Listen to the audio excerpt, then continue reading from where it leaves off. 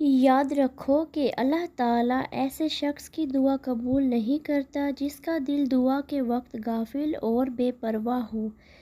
तो आज करेंगे बहुत सी बातें इस व्लॉग में। अस्सलामुअलैकुम, welcome back to my another vlog. Hopefully सब खैरियत से होंगे। अल्हम्दुलिल्लाह हम भी बिल्कुल ठीक ठाक है। तो फ्रेंड्स, आज मैं बहुत मुश्किल से वॉइस ओवर कर रही थी। मेरा गला बहुत ज़्यादा ख़राब है, मुझे ज़ुकाम भी बहुत ज़्यादा है। तो प्लीज़ थोड़ा बहुत आप अवॉइड कीजिएगा इस चीज़ को, मेरे वॉइस को। बहुत ज़्यादा मेरी तबीयत ख़राब हो गई थी। आज का व्लॉग मैंने सुबह से शुरू किया था। आज ही मैं अपनी डेली रूटीन में वापस आ गई हुई थी। तो आज बच्चे सुबह स्कूल भी चले गए थे, तो उनके लिए सबसे पहले उठ के मैंने लंच वगैरह बनाया, उनका लंच पैक किया, उनको स्कूल अच्छे से भेजा क्योंकि काफ़ी दिनों के बाद स्कूल जा रहे थे। तो यहाँ पे देखो जी, मेरा छोटा बेटा क्या कर रहा था, इसने हाथ में कैरेट पर पकड़ी हुई थी और देखो जी इसने कितनी निकाल ली हुई थी प्लेट्स में। तो जी यहाँ पे ना ब्रेकफास्ट के बाद आ गई थी मैं जी बर्तन वॉश करने के लिए। तो मैंने सोचा साथ साथ में मैं बर्तन भी वॉश कर लेती हूँ। और आज का दिन कैसे गुज़रा, इतनी ज़्यादा गर्मी में, बहुत ज़्यादा गर्मी थी, दिन भर आज गर्मी थी। शाम के टाइम थोड़ा सा मौसम अच्छा हो गया था, उस टाइम हवा भी चल रही थी और हल्की हल्की बारिश भी लगी थी, तो बहुत ठंडी ठंडी हवा भी चल रही थी। उसके बाद थोड़ी देर के बाद फिर से गुम्मा हो गया। आज ना मौसम का कुछ पता ही नहीं चल रहा, कभी धूप कभी छाँव कभी गुम्मा, कुछ समझ नहीं आ रही है। तो बहुत ज़्यादा गर्मी बर्दाश्त करनी पड़ती है। तो जी यहाँ पे मैं कर रही थी बर्तन वॉश अपने। ब्रेकफास्ट हमने कर लिया था, बच्चे स्कूल जा चुके थे, तो मैं भी जल्दी जल्दी जी अपने काम में लग गई थी। मैंने कहा कि अपना काम भी ख़त्म कर लूँ क्योंकि 1 बजे बच्चों को भी छुट्टी हो जाती है।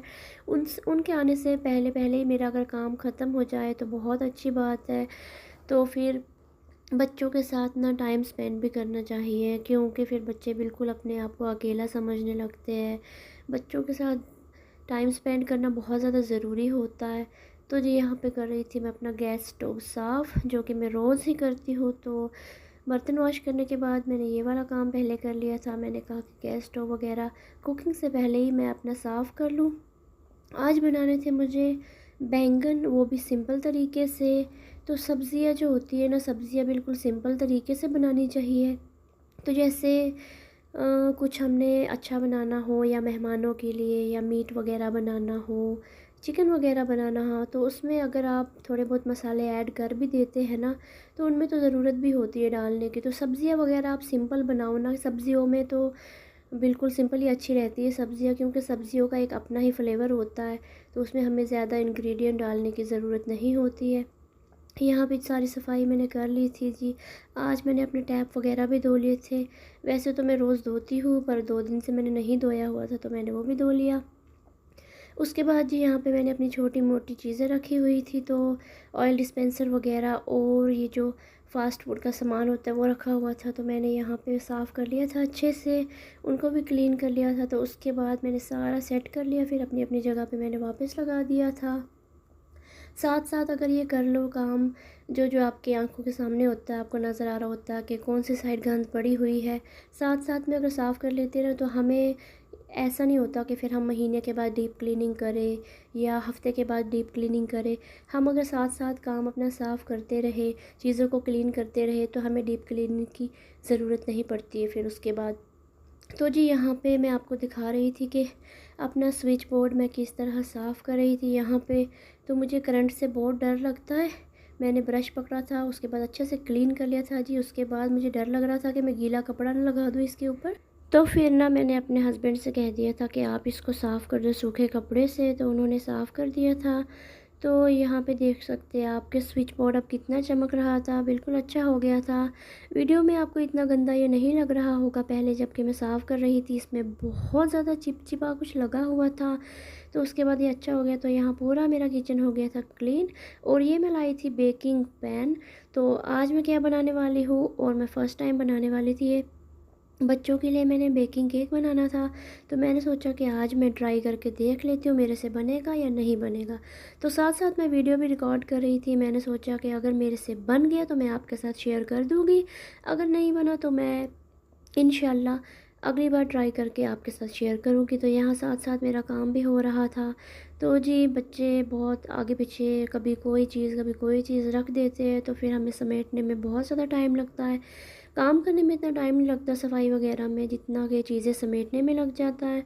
तो जी मेरा छोटा बेटा जो है वो मेरे साथ साथ था बिल्कुल। उसके बाद जी मैंने उसके लिए यहाँ पे 2 एग चढ़ा दिए हुए थे बॉइल्ड। तो ये जो मैंने स्टीमर लिया हुआ है ना, ये मैंने ऑनलाइन मंगाया हुआ था। मुझे बहुत अच्छा लगता है ये, बहुत अच्छा वर्क करता है ये। तो जी इसको हो गया है मेरे पास 1 साल, और मैं इसको कंटिन्यू यूज़ करती हूँ। अभी तक इसको कोई मतलब ऐसा इशू नहीं हुआ कि ये ख़राब हुआ या कोई इसमें कोई प्रॉब्लम आई। और जब इसमें एग्स बॉयल हो जाते हैं ना, तो ये खुद ब खुद आवाज़ मारता है। तो जी यहाँ पे नहा शहा के मेरा बच्चा हो गया था बिल्कुल रेडी। आज इसने लगाया हुआ था जी जुब्बा। ये इसके बड़े भाई का जुब्बा है, उसको छोटा हो गया था तो मैंने आज इसको ये पहनाया है नहा शहा के। तो यहाँ देखो हमारी माँ बेटे की क्या मस्ती चल रही हुई थी। इतना खेल रहा था ये मेरे साथ कि मैं क्या बताऊँ, बड़ा मज़ा आया इसके साथ खेलने में। ये भाग रहा था, मैं इसके पीछे पीछे पीछे पीछे दौड़ रही थी। बहुत ज़्यादा खेल रहा था मेरे साथ आज, ये बड़ा मज़ा आया मुझे इसके साथ खेलने में। तो यहाँ पे जी एग बन गए थे इसके, तो मैं आपको दिखाती हूँ कि देखो आप, इसमें कितने अच्छी शेप में ये एग बॉइल्ड हुए हैं। इसमें 3 एग बॉयल होते हैं इस वाली शेप में, और जी नॉर्मल एग जो बॉईल करने हो तो वो 6 इसमें हो जाते हैं आराम से। तो जी साथ साथ मैंने अपना स्टीमर यहाँ पे साफ़ कर दिया था। अगर इसको ऐसे ही छोड़ दो तो स्मेल आती है, साथ साथ मैं इसको साफ़ कर लेती हूँ। अच्छे से मैंने इसको वॉश कर लिया था। तो फिर मैंने इसको थोड़ी देर के लिए ऐसे बंद कर दिया था आपको दिखाने के लिए। उसके बाद जी मैंने इसको खोल के रख दिया था अच्छे से, ताकि ये फ़ैन की हवा से खुल जाए। तो ये देख सकते हैं आप, मैंने इसको दे दिए थे एग्स खाने के लिए। जब भी मैं इसको हाई करने के लिए बोलती हूँ ना, तो फिर ये बाजू हिलाते ही रहता है अपनी। तो जी यहाँ पे आ गई थी मैं ऊपर वाले अपने रूम में सफाई करने के लिए। ज़्यादा मैस यहाँ पर नहीं थी, थोड़ी बहुत थी। तो बस यहाँ पे मैंने जी बिस्तरा कर लिया था तय। और ये देखे आप, मैंने इससे झाड़ू मंगवाया था और किस तरह इसने मुझे पकड़ाया है। साथ साथ मैं यहाँ पे सफाई कर रही थी, साथ साथ ये मेरे साथ खेल भी रहा था यहाँ पे। तो 2 बच्चे बाकी तो स्कूल गए हुए थे। देख सकते हैं आप किस तरह मछली की तरह इधर से उधर, उधर से इधर ये घूम रहा था। यहाँ पे मेरी सफाई भी कंप्लीट हो गई थी, मैट वगैरह फंड के मैंने अच्छी तरह यहाँ पे लगा दिए थे। तो आप देख सकते हैं ये मेरा छोटा बेटा किस तरह मेरी हेल्प करवा रहा है, किस तरह। बड़ा प्यारा है ये मेरा जिगर। तो जी बच्चे आ गए थे स्कूल से। उसके बाद इन्होंने टिफ़िन अपने शुक्र अल्लाह का पूरे खाए हुए थे। टिफ़िन हमेशा ही ख़त्म करते हैं। सच बोलूँ तो खुद ये सारा खाते नहीं हैं, अपने फ्रेंड्स के साथ ये हमेशा शेयर करते हैं। इनको आदत है।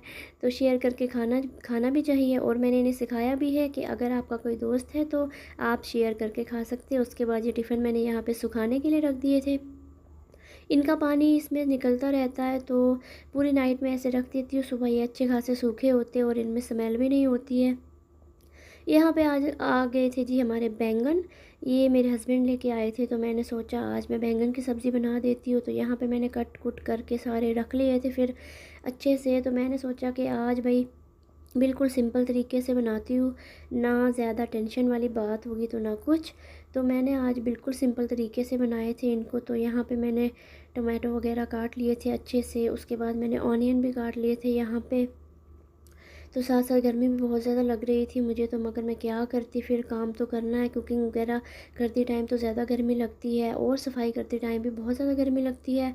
बस फिर जब काम ख़त्म हो जाता है तो इंसान फ़ैन के नीचे बैठ जाए थोड़ा रिलैक्स होके, तो तब थोड़ा सा सुकून आ जाता है इंसान को। तो काम तो हमें खुद ही करना है ना, कोई दूसरा तो नहीं आएगा ना हमारा काम करने के लिए, काम तो हमें करना है। और होम मेकिंग क्या होती है, होम मेकर्स का तो यही काम होता है ना, घर के काम करना, बच्चे संभालना, तो यही सब हमारा काम होता है। और जी यहाँ पे स्कूल से आके मेरा बच्चा कर रहा था पढ़ाई।